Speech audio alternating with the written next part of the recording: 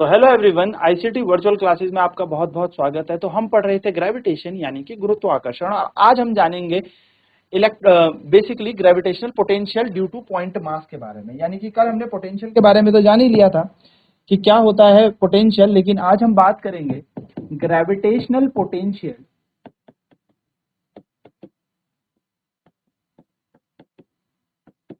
Due two point mass. यानी कि बिंदु द्रव्यमान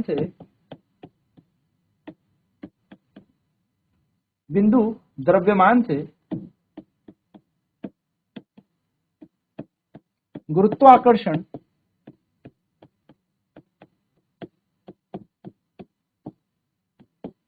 विभव। ठीक है, तो सबसे पहले इसका डायग्राम बना लेते हैं। मान लिया यहाँ पर एक बहुत बड़ा द्रव्यमान है और यहाँ पर यह है ए बिंदु और यह है बी बिंदु, और यहाँ से यहाँ तक का जो डिस्टेंस है वो है डी आर, और यहाँ से यहाँ तक है आर, जहां से हमें एक द्रव्यमान को उठा के लेके आना है। अब जब हम इस द्रव्यमान को उठा के यानी कि इसके गुरुत्वाकर्षण क्षेत्र में लेके आएंगे तो इसके बीच बल कितना होगा, तो हमें पता है इन दोनों के बीच जो बल होगा वो होगा GMM बटा आर स्क्वायर। ये ग्रेविटेशनल फोर्स होता है, this is the gravitational force, है ना। और अगर हम यहाँ से कार्य निकालें, वर्क डन निकालें, तो वर्क का फॉर्मूला क्या होता है, वो होता है फोर्स इनटू डिस्प्लेसमेंट। यानी कि जो कार्य होता है, कार्य बराबर होता है बल गुणा विस्थापन।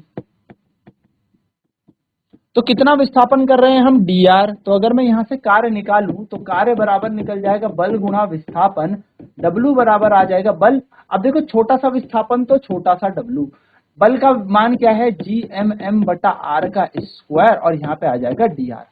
ठीक है, ये बन गया कार्य।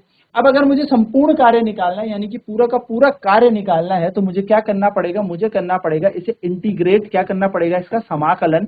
तो यहां पर अगर मैं समाकलन करूंगा तो ये बन जाएगा GMM बटा आर स्क्वायर dr।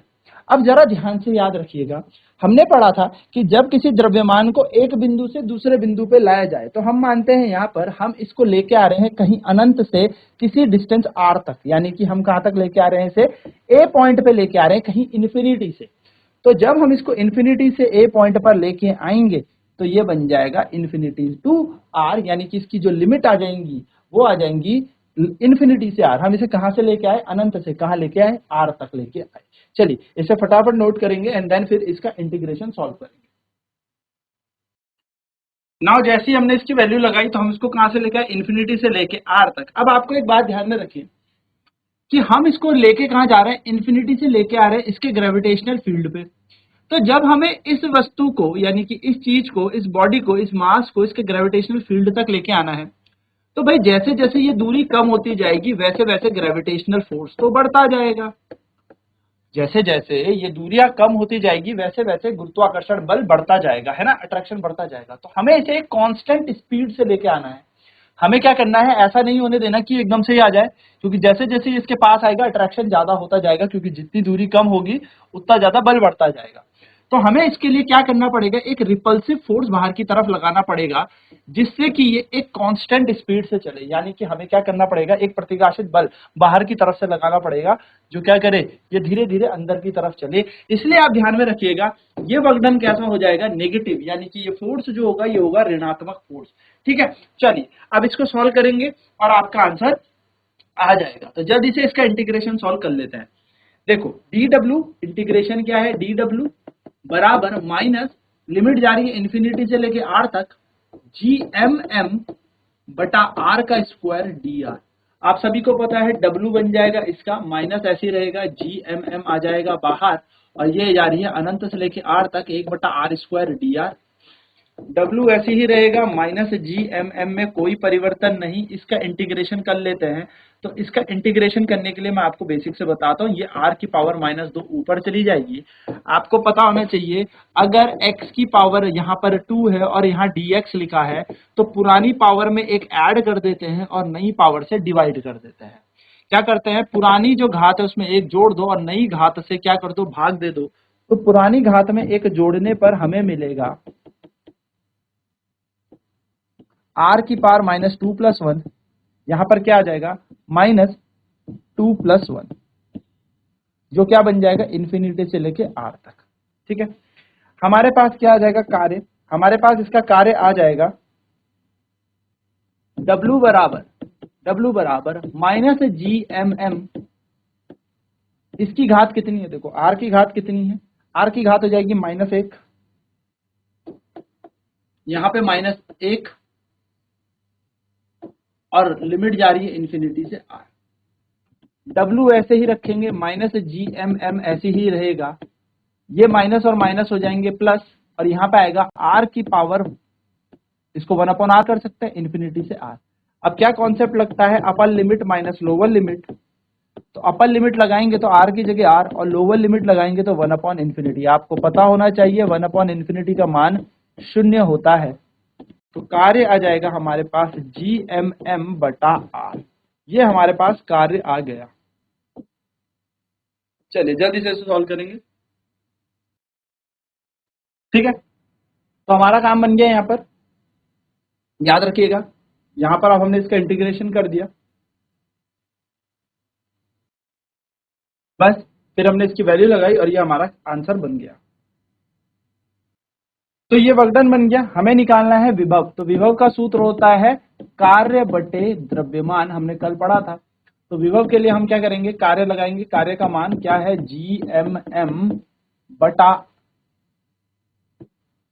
GMM/r, और यहां पर एक m, तो m से m कट जाएगा और विभव आ जाएगा आपका GM/r।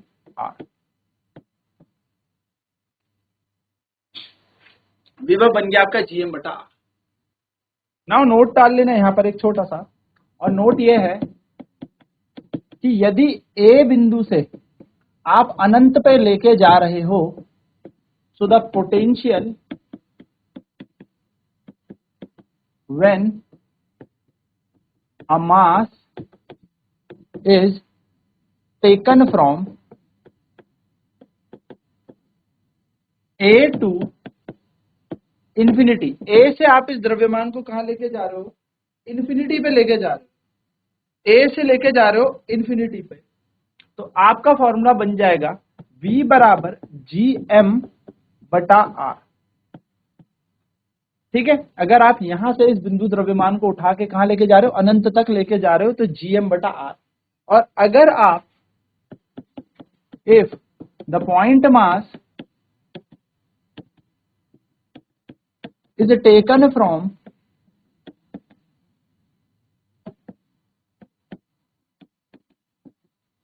इन्फिनिटी टू ए, कहा अनंत से ए पर आया, अनंत से कहीं ए पर आया, तो हमारा जो पोटेंशियल बन जाएगा वो बन जाएगा -GM/r। बस डायरेक्शन का फर्क है और इससे कोई लेना देना नहीं।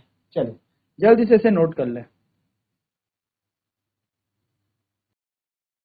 चलिए बात करते हैं अब ग्रेविटेशनल पोटेंशियल एनर्जी।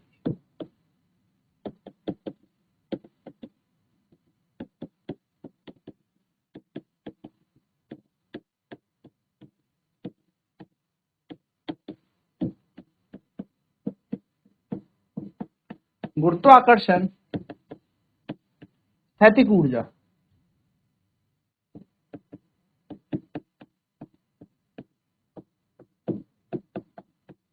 गुरुत्वाकर्षण स्थैतिक ऊर्जा यानी कि कितनी ऊर्जा होती है गुरुत्वाकर्षण के कारण।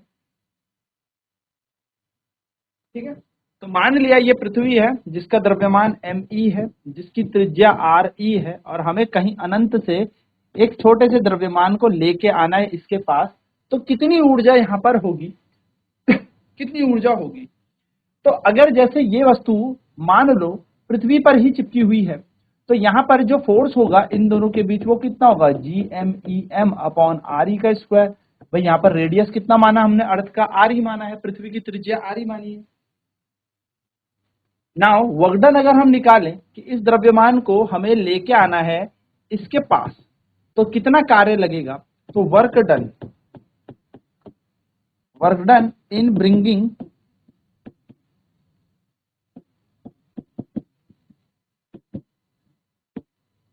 मास फ्रॉम इन्फिनिटी टू ए कोई पॉइंट है हमारी पृथ्वी पे, ए कोई बिंदु है हमारी पृथ्वी पे, ठीक है, तो किसी अनंत से ए बिंदु पर द्रव्यमान को लाने में किया गया कार्य, वो कार्य कैसे दिया जाएगा, वो कार्य आपको पता है, वो दिया जाता है, अभी हमने फॉर्मूला पढ़ा -GME/m/RE। भाई हमने यही तो फॉर्मूला पढ़ा था कार्य का, अनंत से ला रहे थे तो माइनस हो जाएगा, ये कार्य हो जाएगा। अगर बात करें ग्रेविटेशनल पोटेंशियल की,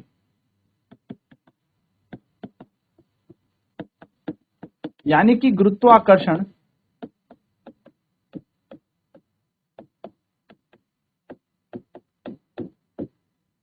विभव की हम बात करें, तो विभव हमें पता है कार्य बटे द्रव्यमान होता है, तो कार्य कितना है हमारे पास -GMEm/RE, और ये द्रव्यमान m, m ने m उड़ा दिया, तो v बराबर आएगा -GME/RE,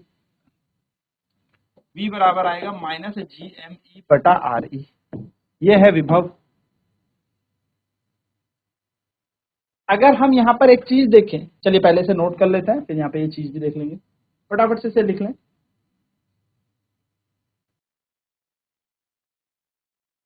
तो ये बन गया विभव हमारा -GME/RE।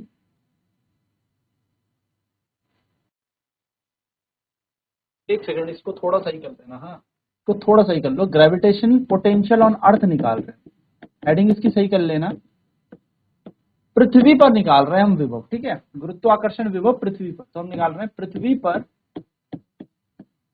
गुरुत्वाकर्षण विभव। अब ठीक है, हम विभव ही निकाल रहे हैं लेकिन पृथ्वी पर निकाल रहे हैं, अभी तक हम क्या कर रहे थे, किसी एक नॉर्मल पॉइंट पे निकाल रहे थे। तो हमने क्या किया, F बराबर GME/m/RE का स्क्वायर हमारा फोर्स होता है, बल होता है, हमने उस बल को कहाँ लगा दिया, वर्कडन निकालना था, वर्कडन हमने निकाला, कार्य निकाला, तो कार्य का सूत्र होता है -GME/RE, ये हमने अभी पीछे देखा था। तो ग्रेविटेशनल पोटेंशियल का सूत्र होता है वर्कडन अपॉन मास, यानी कि गुरुत्वाकर्षण विभव का क्या होता है, कार्य बटा द्रव्यमान, कार्य की जगह कार्य का सूत्र लगाया, द्रव्यमान से द्रव्यमान कट गया, और ये आ गया हमारा -GM/RE, ये पृथ्वी पर आ गया, एक फॉर्मूला ये याद रखेंगे। दूसरी बात हमें पता है कि जो g का मान होता है, g वो होता है GME/RE का स्क्वायर, ये हम लोगों ने पढ़ा है। तो अगर मैं यहाँ से GME की वैल्यू निकालूं तो ये GRE का स्क्वायर निकलेगा, सिंपल सी ये बात है। बेसिकली हमने किया क्या, हमने कुछ भी नहीं किया, हमने यहाँ पर ग्रेविटी को हम फिट करना चाहते हैं इस फॉर्मूले में। तो आप देख रहे होंगे यहाँ पर GME है ना, यहाँ पर GME है, तो हम इस सूत्र को यहाँ पर लगाएं, तो हम क्या लगाएंगे, देखो v का मान है -GME/RE, अब देखें -GME/RE है, -GME/RE, तो इसकी जगह इस GME को यहां लगाएं, तो v बराबर क्या आ जाएगा, -GRE/RE, GRE का स्क्वायर, एक RE से एक RE कट गया और v का मान आ जाएगा -GRE, तो पृथ्वी में हमारे पास विभव बन जाएगा -GRE, ठीक है। इस फॉर्मूले को इक्वेशन नंबर 1 मान लेना। क्यों मान लेना, अगर मैं कहूं कि हम पृथ्वी से किसी h ऊंचाई ऊपर विभव निकालना चाहते हैं, पृथ्वी से किसी h ऊंचाई ऊपर हम विभव निकालना चाहें, so potential at a height h from earth surface, पृथ्वी से h ऊंचाई